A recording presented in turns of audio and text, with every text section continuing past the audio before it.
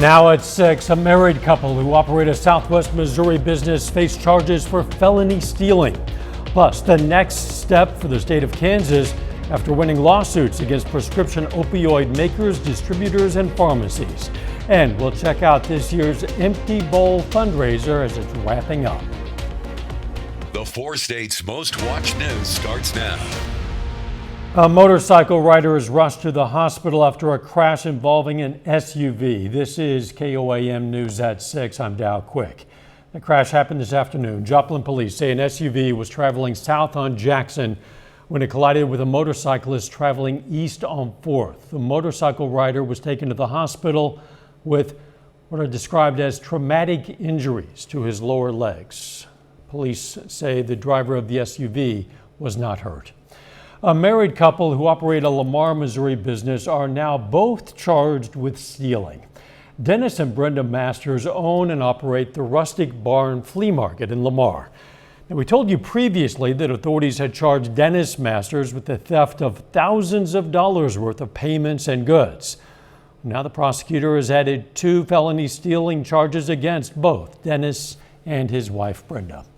Kansas has collected more than $200 million from lawsuits against prescription opioid makers, distributors, and pharmacies. That includes $15 million the state would get from Walmart. Reporter Sean Logan shows us where that money's going. Now we can finally get to work even in a greater capacity with that money. Dr. Greg Lakin sees the growing impact of addiction and substance use disorder right now driven by fentanyl. We're having to gear up for more intakes all the time.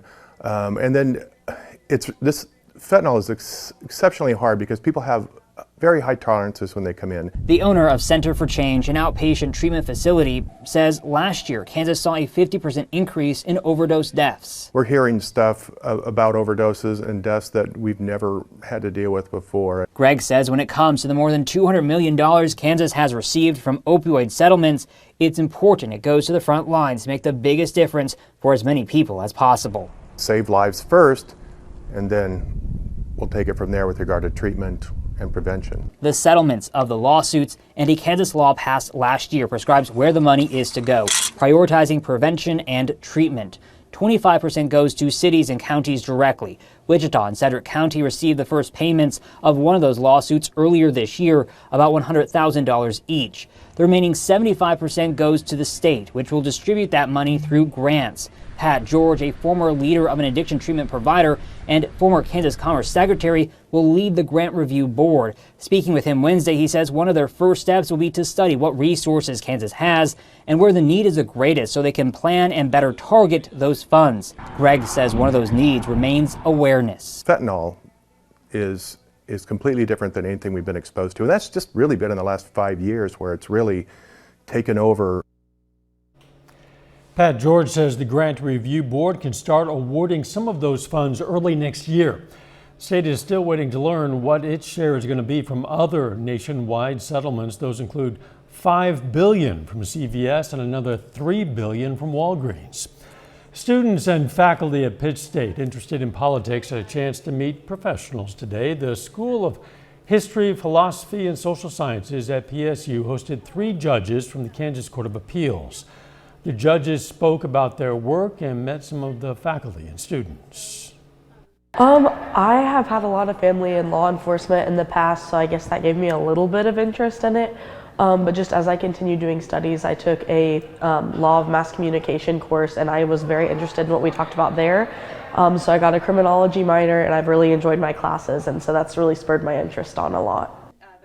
The visit is part of the Kansas judicial system's ongoing efforts at outreach to communities and institutions in Kansas.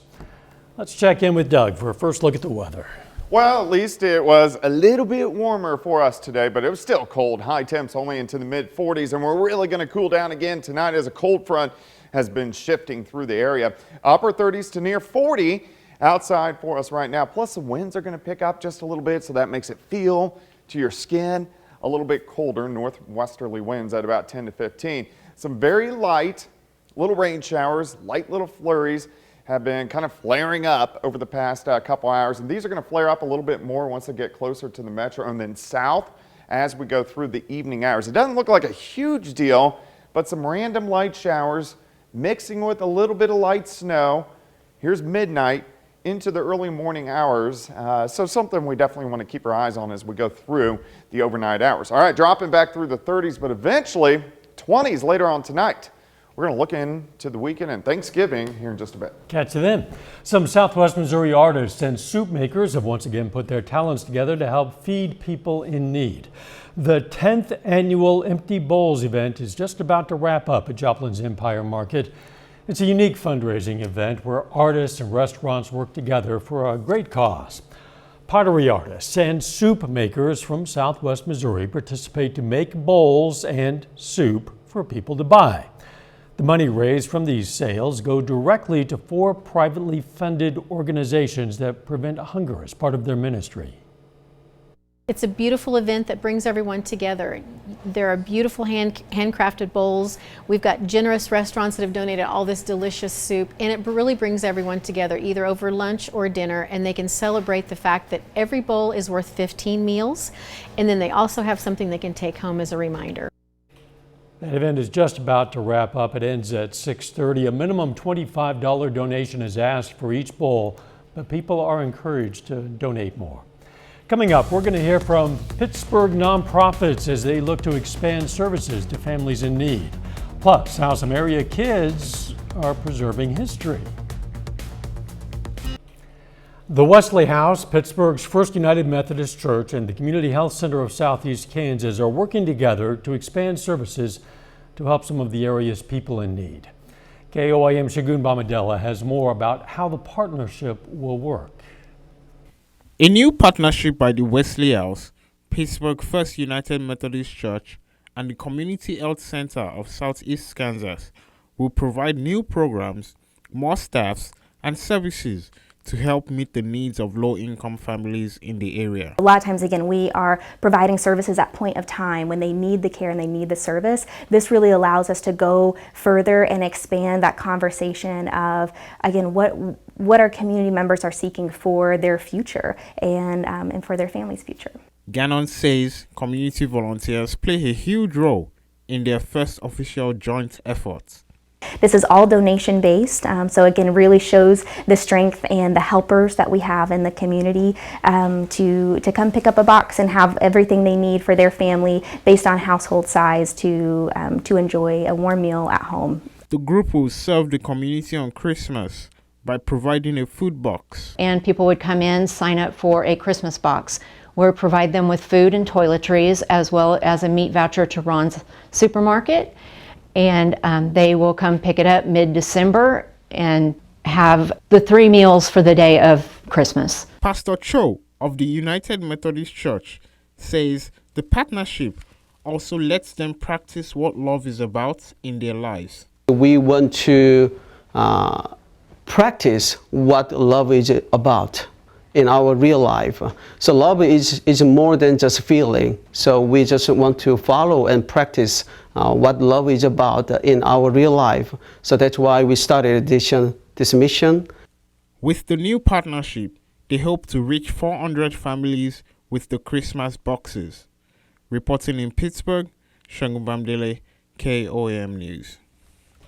The Community Health Center of Southeast Kansas is the largest not-for-profit federally qualified health center in all of Kansas. Electrical technology students from Pitt State were at the Ronald McDonald House in Joplin today getting some hands-on experience. Students visited to help change out wall outlets or light switches as needed. The activity is part of the ongoing partnership between Ronald McDonald House and Pitt State. Teaching them how to replace a switch with current on, so we have proper PPE on them, safety glasses, that type of thing, and it's a good safe environment for them, because it's in reality is we teach not to do it hot if you can keep from it, but reality is they will be in situations where they'll have to. The partnership has continued for more than 4 years. Preservation of history is a never-ending process, and one way to do that is through time capsules. Sedley Elementary in Carthage, Missouri this afternoon looked for a time capsule. They couldn't find it, but they did bury a new one. Inside the new time capsule, pictures and signatures of current students and faculty and last year's yearbook. And then later on, when somebody digs up the capsule, if everybody that had their signature on it was still alive, then they could come over and see them dig it up. That would be kind of nice. He has a good point there. The new time capsule helps mark the school's 25th anniversary. A little bit later, the undefeated Missouri Southern women's basketball team looks to stay hot against Angelo State. Plus, we're going to cool down even more as we go through the overnight hours tonight. Those details coming up.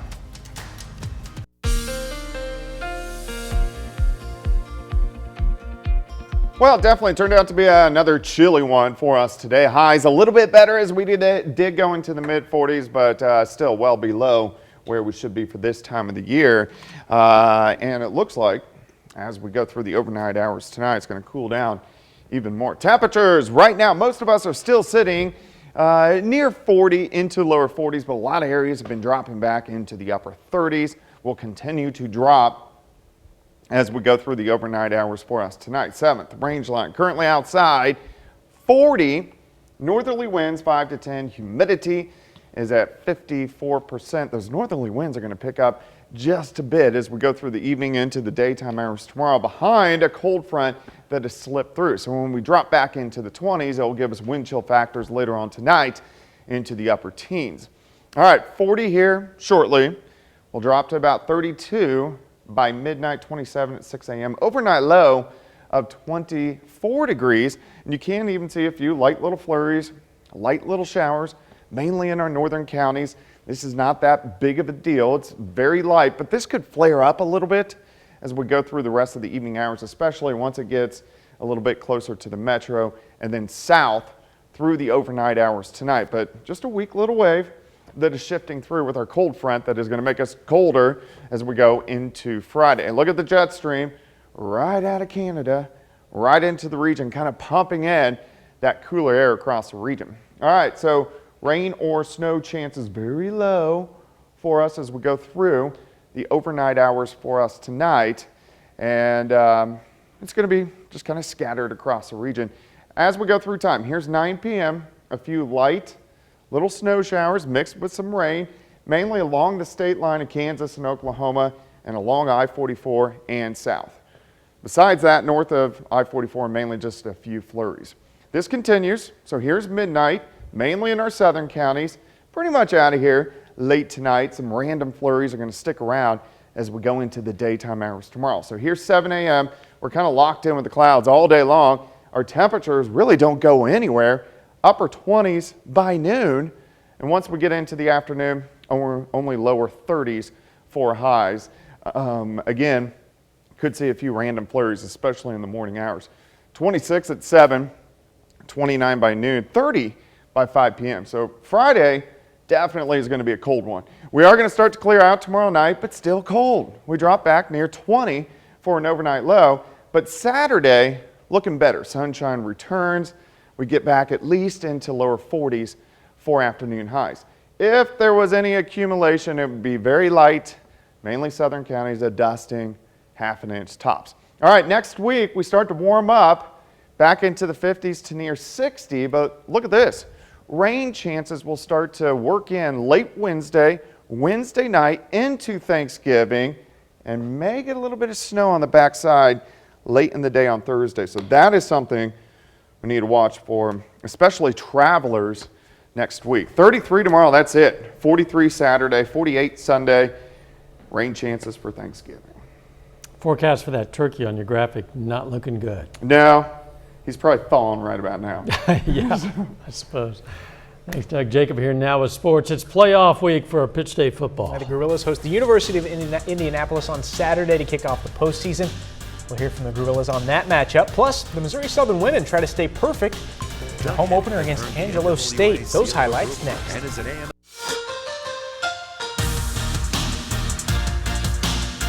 The Pittsburgh State Gorillas are back in the Division II national playoffs for the first time since 2014. Now the Gorillas get a home game to begin the postseason, hosting the University of Indianapolis on Saturday afternoon. The Pittsburgh State 11-0 heading into this one, claiming the outright MIAA championship along the way. Indy is 9-1. They're also conference champs, winning the GLVC this fall. Now, this is an Indianapolis defense.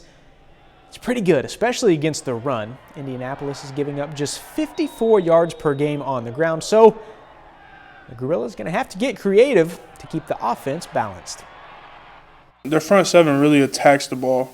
It don't seem to me like they're too concerned about the back end. You know, they give up a lot of explosive pass plays and stuff like that. They really try to sell out to stop the run, and that's not really like something we've seen. If you're going to commit that much to stopping the run, there's some things on the perimeter, things on the edge or play action pass that you believe that you have an opportunity to make some plays in. I think it really starts with, dominating the line of scrimmage. They have a good defense, good. Linebackers blitz a lot. They play heavy run a lot. So I think it just starts with dominating the line of scrimmage and letting our playmakers make plays. The Missouri Southern women are off to a 4-0 start to the basketball season. The 19th ranked Lions have been on the road for each of their first 4 games. Today, though, Southern plays at home for the first time, trying to stay unbeaten against Angelo State. In the first, Chrislyn Jones, she had a nice day. 3-ball here from the left side. More from Jones in a bit. Now Lacey Stokes hits it for 3 here. She scores 17. Lions up 7 after 1. To the second, Chrislyn Jones. She went 4 for 6 from 3 today, scored a team high 18. Check out the ball movement here. Lacey Stokes to Lane Skiles to Maddie Stokes. Easy lay-in then. Amaya Johns gets going. Bucket and the foul. Before the half, Southern gets the takeaway. Stokes, one of her 3 steals. Johns on the other end. 16-6 for Amaya Johns. Southern up 12 at half. In the second half, Lane Skiles, good from 3 from the right side. She scores 12 for Missouri Southern. The Lions shoot 50% from the field today, including 7 threes. Lions get to 5-0, beating Angelo State 83-66. A pair of Carthage High School standouts signed today to continue their careers in college. Both will play softball at the next level. Ashlyn Jackson headed to Southeast Kansas to join the Fort Scott Community College softball program. She was an all-conference and all-district pick this season. Landry Cochran is going Division II, signing today to play at Drury University. Cochran is a 4-time All-COC pick for Carthage, has set program records for both single-season hits and career hits. It's awesome to think about. I mean, whenever I was here in high school, I just wanted to make memories, have fun, do the best I could while I was out there, and I think that's what I did. I would love to earn a leadoff spot there. That's the spot I love. I would love to play center field, so that's what I'm going for. Everybody's just like a family there. They just all are behind each other, like they all want each other, have each other's backs through everything. Playoff football's back in Pittsburgh. The team's excited. I know the fans are excited. The week's taken forever to get here. It's been too long, a long time coming. It's an exciting week. We'll be right back. Take time now to honor a local veteran. Randy Parsons served in the U.S. Marine Corps from 1975 to 78. His hometown, Oswego, Kansas. And we're proud to salute Corporal Randy Parsons, a 4-state hero. Here's a look at what's coming up on KOAM News at 9 on Fox 14. A new read on the housing industry as mortgage rates see the biggest weekly drop in more than 40 years. Also, Speaker of the House Nancy Pelosi will step down as leader for her party next year after leading for more than 2 decades. And scientists say they've found the fossils of a car-sized turtle. Those stories, a lot more tonight. KOAM News at 9 on Fox 14. Car-sized turtle sounds impressive until you consider I once drove a beetle. Not bad. Not bad. The weather is getting pretty cold, Doug. It is. We're going to drop into lower 20s tonight. We're going to have some light rain and snow showers. Doesn't look like that big of a deal, but the clouds stick tomorrow. Look at our high. Only 33. Thanks for joining us. We'll see you right back here for KOAM News at 10. Let's make it a great evening.